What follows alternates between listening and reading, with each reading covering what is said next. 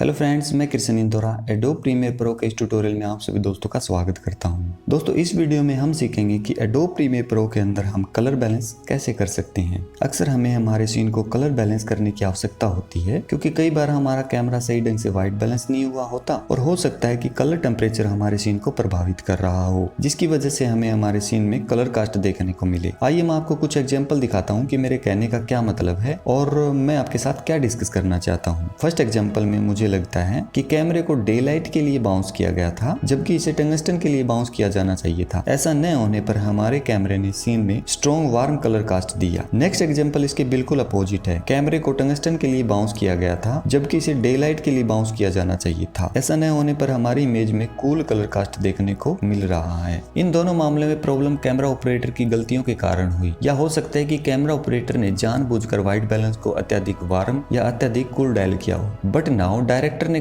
Colour cast को कम करने का निर्णय लिया। इसमें किसी भी तरह की कोई बड़ी बात नहीं है क्योंकि इसे हम पोस्ट में इजीली ठीक कर सकते हैं। और लास्ट एग्जांपल में हमारे पास ग्रीन कलर कास्ट प्रदर्शित करने वाला एक शॉट है। ऑफिस के एनवायरनमेंट में पाई जाने वाली fluorescent light green colour cast के लिए जिम्मेदार है, जो इस शॉट में समस्या का कारण हो सकती है। एडोब प्रीमियर प्रो में लुमिट्री कलर पैनल के अंदर हम इस तरीके के इशू को कई तरीकों से फिक्स कर सकते हैं। विशेष रूप से कलर बैलेंस को एडजस्ट करने के लिए 4 मुख्य तरीके हैं। पहला, व्हाइट बैलेंस कलर पिकर, जो हमें बेसिक करेक्शन पैनल में मिलता है। Second, temperature and tint control, जो व्हाइट बैलेंस कलर पिकर के बिल्कुल नीचे है। थर्ड, कलर व्हील को यूज करके, और फोर्थ है कर्व को यूज करके। इस ट्यूटोरियल में हम इन सभी 4 मेथड को आजमाएंगे। व्हाइट बैलेंस कलर पिकर शायद उपयोग करने में सबसे आसान है और वास्तव में स्ट्रेट फॉरवर्ड भी। हमें बस इतना करना है कि आई ड्रॉपर पर क्लिक करें और फिर सीन के अंदर ऐसा कुछ खोजें जो सफेद हो या सफेद के आसपास का कलर हो और फिर उस पर क्लिक करें। ऐसा करने से automatically white balance correction apply हो जाएगा। यहाँ पर आपको एक बात जरूर ध्यान में रखनी पड़ेगी कि ये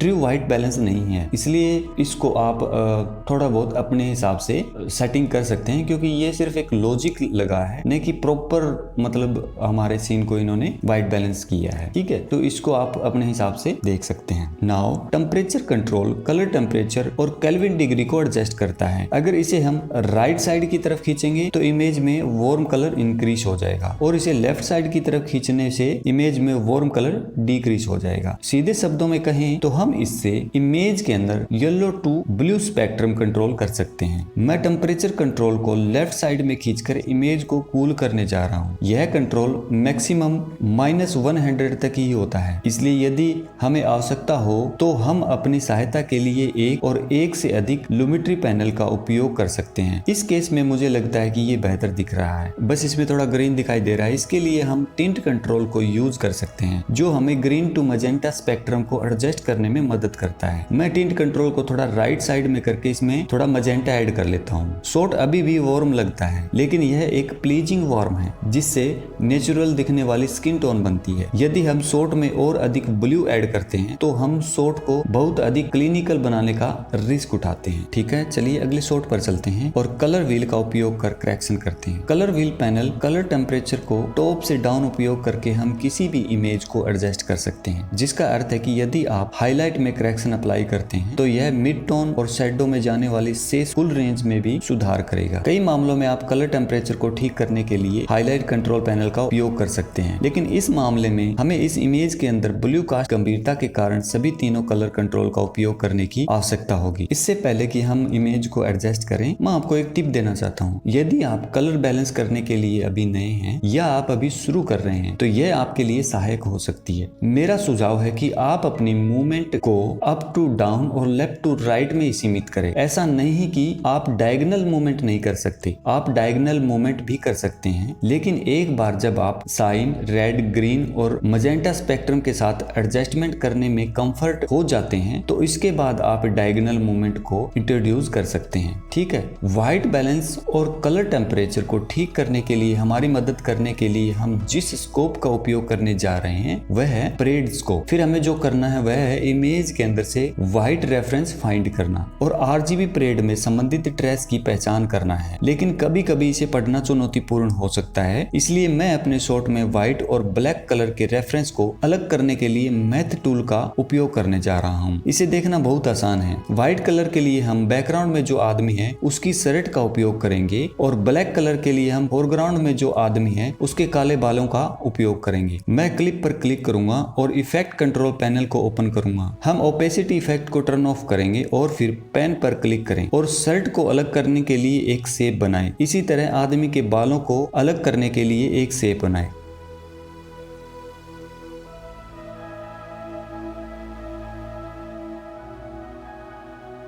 इसके बाद हम फिर से ओपेसिटी इफेक्ट को टर्न ऑन कर देंगे। अब हम RGB परेड में इन दोनों रीजन्स को साफ साफ रूप से देख सकते हैं। हम हाईलाइट के साथ शुरू करेंगे और बैकग्राउंड में आदमी की व्हाइट शर्ट को व्हाइट रेफरेंस के रूप में उपयोग करेंगे। यहाँ हमारा लक्ष्य समान रूप से सीधे पार जाने वाली लाइन को ट्रेस करना है। तो मैं हाईलाइट कलर व्हील को लेफ्ट साइड खींचकर शुरू करूंगा। इसे मैं तब तक मूव करूंगा जब तक रेड, ग्रीन, ब्लू एक सीधी रेखा में दिखाई न दे। जब तीनों कलर चैनल एक सीधी रेखा में समान रूप से पंक्ति बंद होते हैं तो हमने एक नेचुरल कलर बैलेंस अचीव कर लिया। ठीक है, व्हाइट अच्छा दिख रहा है। तो चलिए हम ब्लैक को बैलेंस करते हैं। शैडो कंट्रोल का उपयोग करते हुए मैं इनको एक सीधी लाइन में होने तक वार्म कलर ऐड करूंगा। ठीक है, अब इफेक्ट कंट्रोल में चलते हैं और ओपेसिटी इफेक्ट को टर्न ऑन करते हैं। यह बहुत अच्छा लग रहा है, लेकिन धूप वाले आउटडोर शॉट की तरह दिखने के लिए इसमें शायद अभी भी थोड़ी कमी है। आइए मिड टोन कंट्रोल के साथ थोड़ा सा वार्म कलर ऐड करें।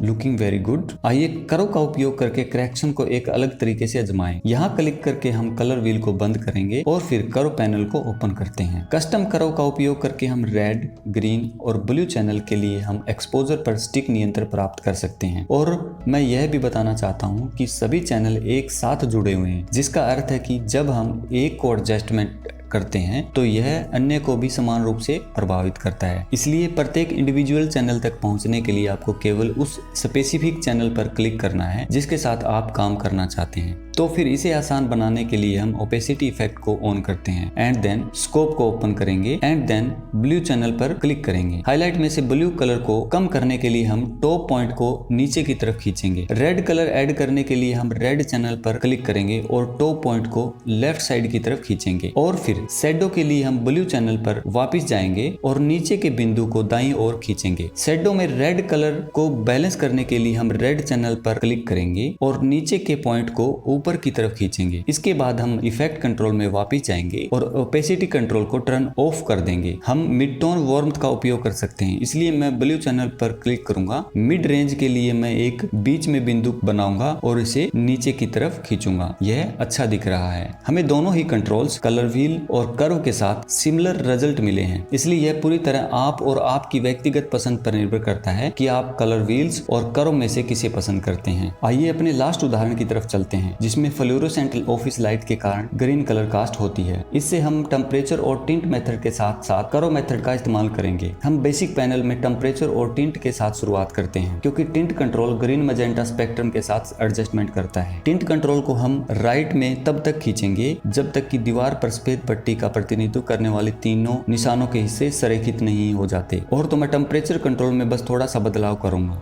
वाओ, ये बहुत फास्ट है। ठीक है, अब प्रैक्टिस के लिए कर्व के साथ शॉट को सही करते हैं। मेरा सुझाव है कि आप इस वीडियो को पॉज करें और अपने आप को थोड़ा विराम दें और प्रैक्टिस करें। अगर कुछ नहीं समझ में आ रहा तो आप फिर से वीडियो को शुरू करें या मुझे कमेंट करें। तो चलिए इसे एक साथ करते हैं। हम कलर बैलेंस की समस्या को कर्व के साथ कुछ अलग तरीकों से ठीक कर सकते हैं, इसलिए यह आप पर निर्भर करेगा कि करेक्शन कैसे करते हैं। हमें हाईलाइट में ग्रीन कलर का सतर ऊंचा देखा है। इसे एडजस्ट करने के लिए हम ग्रीन चैनल पर क्लिक करते हैं और टॉप पॉइंट पर क्लिक कर टोटल रेंज में से ग्रीन कलर को घटाने के लिए नीचे की तरफ खींचते हैं। यह बेहतर है, लेकिन तीनों चैनल संरेखित नहीं है व्हाइट रेफरेंस पर। रेड चैनल पर क्लिक करें, click on the top point और रेड को ऊपर लाने के लिए लेफ्ट साइड की तरफ खींचें। ठीक है, लुकिंग वेरी गुड। आइए एक अलग तरीके से प्रयास करते हैं। यहाँ पर मैं आपको एक महत्वपूर्ण टिप देता हूँ। यदि आप कर्व करेक्शन को रीसेट करना चाहते हैं तो कर्व पर डबल क्लिक करें। मुझे ग्रीन चैनल के लिए भी यही करना होगा, इसलिए मैं उस चैनल पर क्लिक करूंगा और फिर बीच में डबल क्लिक करूंगा। ठीक है, एक और तरीका है जिससे जिससे हम नेचुरल व्हाइट बैलेंस अचीव कर सकते हैं, वह है रेड और ब्लू चैनल के एक्सपोजर को बढ़ाना। मैं ब्लू चैनल पर क्लिक करूंगा और ब्लू कलर को बढ़ाने के लिए मैं टॉप पॉइंट को लेफ्ट साइड की तरफ खींचूंगा और फिर रेड चैनल पर क्लिक करूंगा और ऐसा तब तक करूंगा जब तक चैनल एक लाइन में न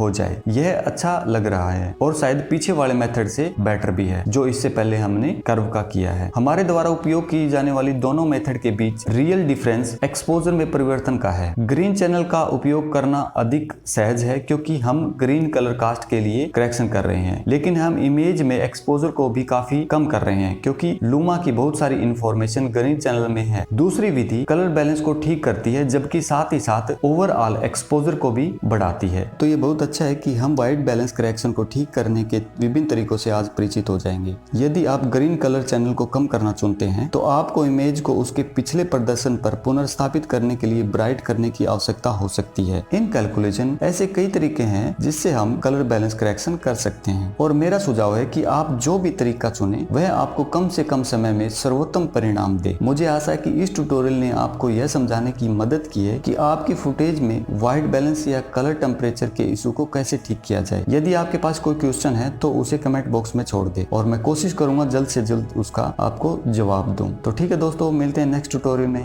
तब तक के लिए happy learning, happy Premiere Pro. Love you.